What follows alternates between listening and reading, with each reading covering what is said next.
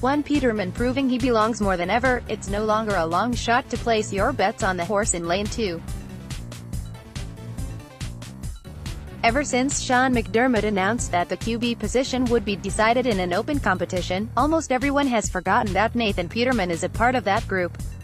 Peterman had a notable rough outing last season, which made him an afterthought this offseason for a lot of people.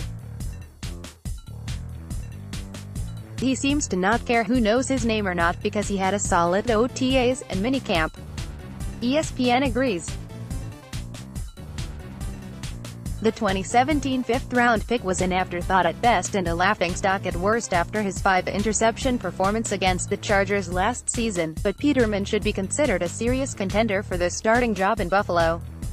He has rotated daily with A.J. McCarron to lead the first-team offense, with rookie Josh Allen starting in minicamp to see periodic time with that group.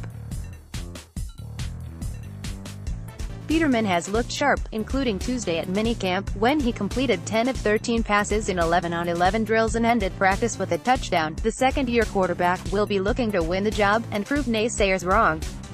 But for now, it still is very much in the air on who will be kicking off the season for the Bills under center.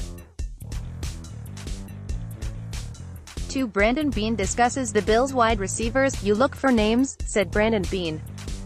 Beane, he understands that when looking for a name in the Bills' wide receiver room, the only one that may stick out is Kelvin Benjamin, but on One Bills Live, he said he believes there are a lot of players who shouldn't be forgotten.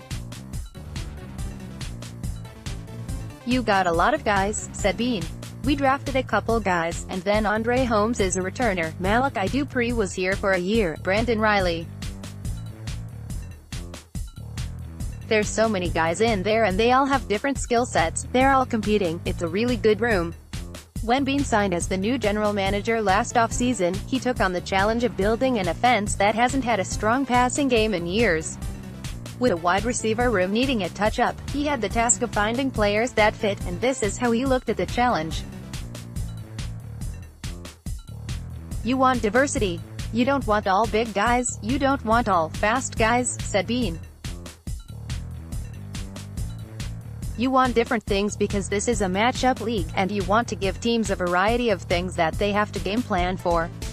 If you have no speed, then they're going to stack the box on Shady and those guys they aren't going to worry about.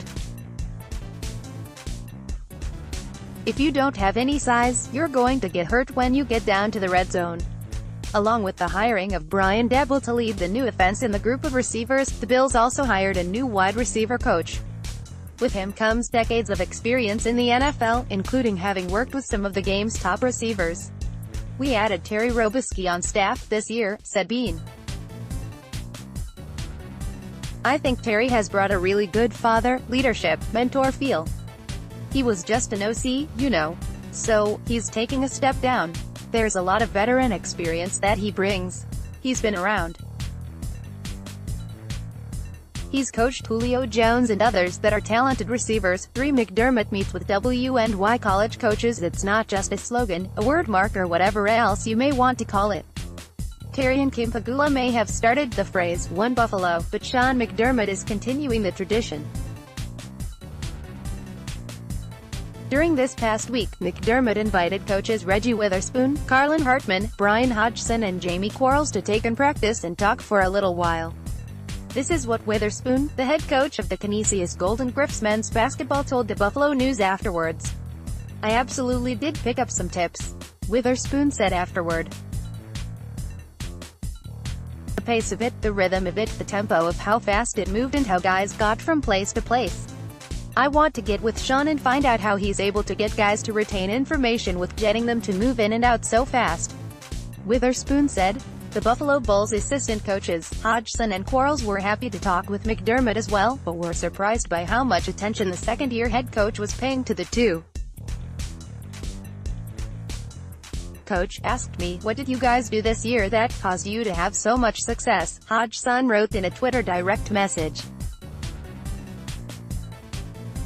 "I started to respond and the guy starts taking notes.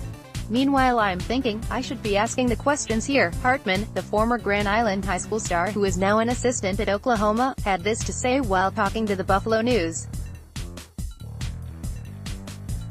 As a coach myself, I respect what it is they're doing with the franchise.